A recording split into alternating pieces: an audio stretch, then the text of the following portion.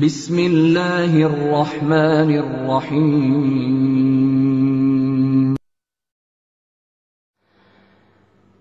এখানে একটা কথা বলে দেওয়া ভালো যে আমাকে অনেকে এই প্রশ্ন করার সময় আদবের প্রতি খেয়াল রেখে অনেকে সালাম দেন, এবং এটা নিয়ম সালাম দিয়ে উত্তর প্রশ্ন করা।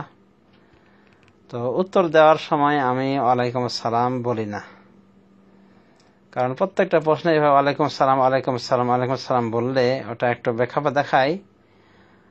তো সালামের উত্তর আমি নিই, তারপরে উত্তরটা দেই। এই জন্য কেউ মনে করবেন না যে আমার সালাম তো আমি দিলাম, উনি সালাম উত্তর নিলেন না। তারপর অনেক প্রশ্নগুলি বাসি হয়ে থাকে, তো দেখা যাচ্ছে যে ডাইরেক্ট এভাবে সালামও হচ্ছে না। তো সালামের উত্তরটা আমি নিয়ে থাকি, এটা সকল শ্রোতা মণ্ডলী জেনে রাখা উচিত।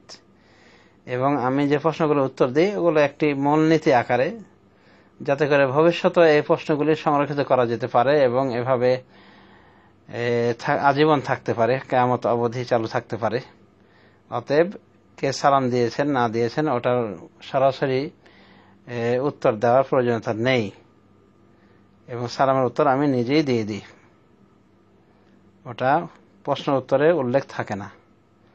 এই বিষয়টিও আশা করি মনে রাখবেন, তাহলে অনেক ফায়দা হবে এবং সংশয় দূর হবে যে শেখকে সালাম দিই, শেখ সালাম উত্তর দেয় না। কারণ আমি ওইভাবে সালামের উত্তরের সূচনাই করি না। আমার সূচনা হয় দিনী ভাইয়ের প্রশ্ন হয়েছে, প্রশ্নটা হলো এই ইত্যাদি।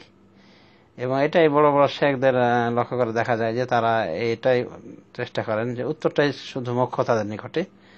এই জন্য দেখা যায় যে প্রশ্ন উত্তরগুলি তাদের যে এসেছে, যেমন শেখ ইবনে ওসাইমিন, শেখ আলবানী, শেখ বিন বাজ, দেখা যাচ্ছে যে এই সমস্ত বড় বড় শেখদেরকে অনেকে অনেক প্রশ্ন করেছেন, প্রশ্নগুলো উত্তর এসেছে এবং প্রশ্নের প্রেক্ষাপটে উত্তর এসেছে। তো ওনারা সাধারণত এই সওয়ালটাই তুলে ধরেন, অধিকাংশ সময় কে সওয়াল করেছেন এটা তুলে ধরেন না, এবং মূল জবাবটা তারা দিয়ে দেন।